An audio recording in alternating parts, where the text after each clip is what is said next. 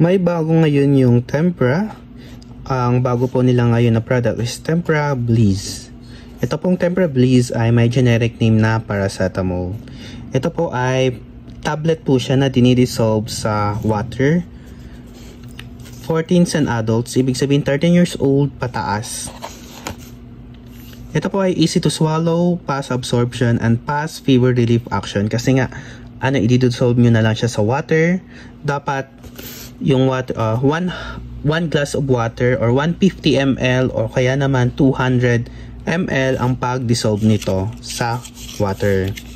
Ganito po ang itsura nito pag bibili po kayo.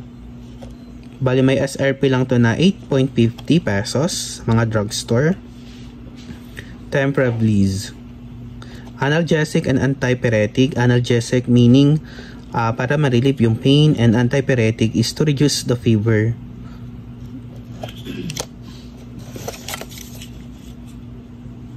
Ganyan.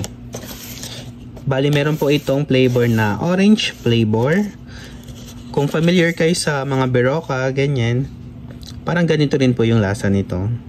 Tempra Bliss. Hindi na kayo mahihirapan mag-swallow ng gamot kung napapaitan kayo. Kasi yung iba kasing paracetamol walang coated po. Hindi siya sugar coated. Ito ay mabilis nyo na lang tong maiinom. Dahil i-dissolve nyo lang po sa glass of water. 150 ml or 200 ml.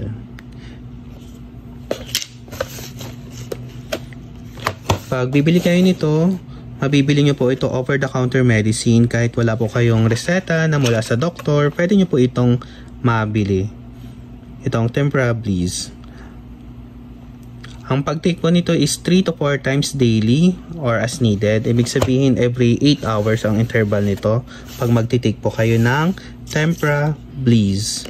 Pwede rin itong 4 times a day. Depende na lang sa inyo po. Kung medyo matanda na kayo, basta't pag teens ka pa lang, 13 years old pataas, 3 times a day nyo po ang pag-take nito. 8 hours po ang interval, kaya 3 times a day. Tempra Bliss. Yun lamang po. Pag napatapos nyo po ang video na to, don't forget to subscribe and like para meron pa tayong panibagong videos na i-upload. Maraming salamat po. Thank you so much.